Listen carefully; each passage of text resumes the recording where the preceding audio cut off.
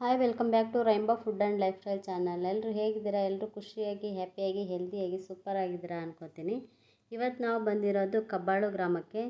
ಇದು ರಾಮನಗರ ಜಿಲ್ಲೆಯ ಕನಕಪುರ ಪಟ್ಟಣದ ಕಬ್ಬಾಳನಲ್ಲಿರುವ ಕಬ್ಬಾಳಮ್ಮ ದೇವಸ್ಥಾನಕ್ಕೆ ಬಂದಿದ್ದೀವಿ.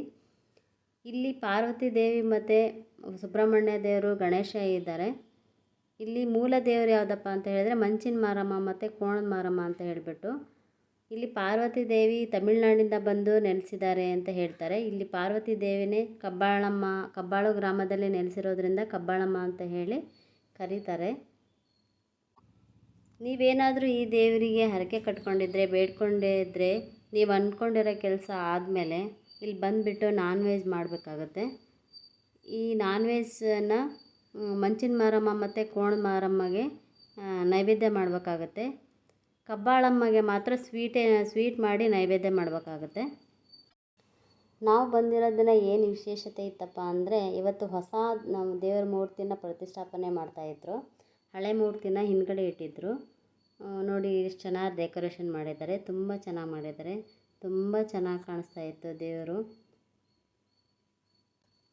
ದ್ರಾಕ್ಷಿ, ಪೈನಾಪಲ್ಲು, ಮೋಸಂಬಿ ಹಣ್ಣುಗಳಿಂದ ಡೆಕೋರೇಷನ್ ತುಂಬ ಚೆನ್ನಾಗಿ ಮಾಡಿದರು. ನೋಡಿ ಎಷ್ಟು ಚೆನ್ನಾಗಿ ಕಾಣಿಸ್ತಾ ಇದೆ. ಈ ಬೆಟ್ಟನ ಕಬ್ಬಾಳು ದುರ್ಗ ಅಂತ ಹೇಳಿ ಕರೀತಾರೆ. ಇಲ್ಲಿ ಭೀಮೇಶ್ವರ ಎಂಬ ದೇವಸ್ಥಾನ ಇದೆ. ಇಲ್ಲಿ ಟಿಪ್ಪು ಡ್ರಾಪ್ ಅಂತ ಹೇಳಿ ಕರೀತಾರಲ್ಲ, ಟಿಪ್ಪು ಶಿಕ್ಷೆ ಕೊಡ್ತಿದ್ರಂತೆ ಜನಗಳಿಗೆ. ಅಂದರೆ ಅಲ್ಲಿಂದ ತಳ್ತಾ ಇದ್ರು ಅಂತ ಹೇಳ್ತಾರೆ. ಇಲ್ಲಿ ಮದ್ದು ಗುಂಡುಗಳನ್ನು ಸಂಗ್ರಹಣೆ ಮಾಡಿಡ್ತಾಯಿದ್ರು ಅಂತ ಹೇಳ್ತಾರೆ.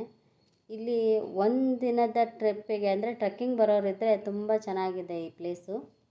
ಯಾರಾದರೂ ಟ್ರೆಕ್ಕಿಂಗ್ ಇಂಟ್ರೆಸ್ಟ್ ಇದ್ದವರು ಬಂದು ಹೋಗ್ಬೋದು.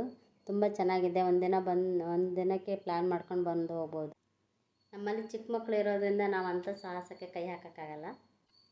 ಇಲ್ಲಿಯ ಮತ್ತೊಂದು ವಿಶೇಷತೆ ಏನಪ್ಪ ಅಂದರೆ, ಇಲ್ಲಿ ತೆಂಗಿನಕಾಯಿ ಹೊಡೆಯೋದಿಲ್ಲ ಈ ದೇವರಿಗೆ. ಬೆಲ್ಲದ ಕಾಯಿ ಹೊಡಿತಾರೆ. ತೆಂಗಿನಕಾಯಿ ಹೊಡಿತಾರೆ, ಆದರೆ ಹೆಚ್ಚಿನ ಜನ ನಾವು ಬೇಡ್ಕೊಂಡಿದ್ದು ಈಡೇರಬೇಕು ಅನ್ನೋದಾದರೆ ಬೆಲ್ಲದ ಕಾಯಿ ಹೊಡಿಬೇಕು ಅಂತ ಹೇಳಿ ಬೆಲ್ಲದ ಕಾಯಿ ಹೊಡಿತಾರೆ. ಇಲ್ಲಿ ಹೊರಗಡೆ ಗೇಟ್ ಹತ್ರ ಮಾರ್ತಾ ಇದ್ದಾರೆ ನೋಡಿ.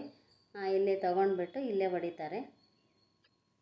ನೀವೇನಾದರೂ ಈ ದೇವರಿಗೆ ಹರಕೆ ಕಟ್ಕೊಂಡಿದ್ರೆ, ಏನಾದರೂ ಬಲಿ ಕುರಿ ಕೋಳಿ ಅಥವಾ ಬಲಿ ಕೊಡಬೇಕು ಅನ್ನೋದಾದರೆ ಇಲ್ಲೇ ಎಲ್ಲ ಸಾಮಾನ್ಯ ವ್ಯವಸ್ಥೆ ಇರುತ್ತೆ. ಅಂದರೆ ಪಾತ್ರೆಗಳು ಮತ್ತು ಪಾರ್ಟಿ ಹಾಲ್ ಅಂತ ಸಿಗುತ್ತೆ. ಎಲ್ಲ ಬಾಡಿಗೆ ಇರುತ್ತೆ. ಅವೆಲ್ಲ ತಗೊಂಡು ನೀವು ನಿಮಗೆ ಎಲ್ಲ ಕೆಲಸಗಳನ್ನ ಮುಗಿಸ್ಕೊಂಡು ಮತ್ತೆ ಅವ್ರಿಗೆ ಅಂಗಡಿಯವ್ರಿಗೆ ಕೊಟ್ಟು ಹೋಗಬೇಕಾಗುತ್ತೆ. ನಮಗಂತೂ ಈ ದೇವಿ ದರ್ಶನದಿಂದ ತುಂಬ ಖುಷಿ ಆಯಿತು. ತುಂಬ ಚೆನ್ನಾಗಿದೆ ಪ್ಲೇಸ್ ಮಾತ್ರ. ಇದು ಬೆಂಗಳೂರಿಗೆ ನಿಯರ್ ಆಗಿರೋದ್ರಿಂದ ಯಾರಾದರೂ ಹತ್ತಿರ ಇದ್ದರೆ ಹೋಗಿ ಒಂದು ಸರಿ ಭೇಟಿ ಕೊಡಿ, ಗೊತ್ತಾಗುತ್ತೆ ತಾಯಿ ಮಹಿಮೆ ಏನಂತ ಹೇಳಿಬಿಟ್ಟು. ಆಮೇಲೆ ಅಮಾವಾಸ್ಯೆ ದಿನ ಹೊಸ ಗಾಡಿ ಇತ್ತು ಅಂತ ಹೇಳಿದರೆ ಹೋಗಿ ಅಲ್ಲಿ ಕಾಯೆಲ್ಲ ನಿಂಬೆಹಣ್ಣೆಲ್ಲ ಸುಳಿಸ್ಕೊಂಬಂದರೆ ಒಳ್ಳೆಯದಾಗುತ್ತೆ. ಯಾವುದೇ ರೀತಿ ಕೆಟ್ಟ ದೃಷ್ಟಿ ಬೀಳಲ್ಲ ಅಂತ ಹೇಳ್ತಾರೆ. ತುಂಬ ಜನ ಬರ್ತಾರೆ ಈ ಹೊಸ ಗಾಡಿಗಳೆಲ್ಲ ತಗೊಂಡವರು. ನಾವು ತಾಯಿ ದರ್ಶನ ಮಾಡಿಕೊಂಡು ಮೈಸೂರು ರೋಡಲ್ಲಿರೋ ಕೆಂಗಲ್ ಹನುಮಂತ ದೇವಸ್ಥಾನಕ್ಕೆ ಹೋಗಿ ಎಲ್ಲರೂ ನಾಮ ಎಲ್ಲ ಹಾಕಿಸ್ಕೊಂಡು ಕೆಂಗಲ್ ಹನುಮಂತ ದೇವಸ್ಥಾನ ದೇವರ ದರ್ಶನ ಮಾಡಿಕೊಂಡು ಮನೆಗೆ ಬಂದ್ವಿ. ಈ ವ್ಲಾಗ್ ಎಂಡ್ ಮಾಡ್ತಾಯಿದ್ದೀನಿ. Thank you for watching.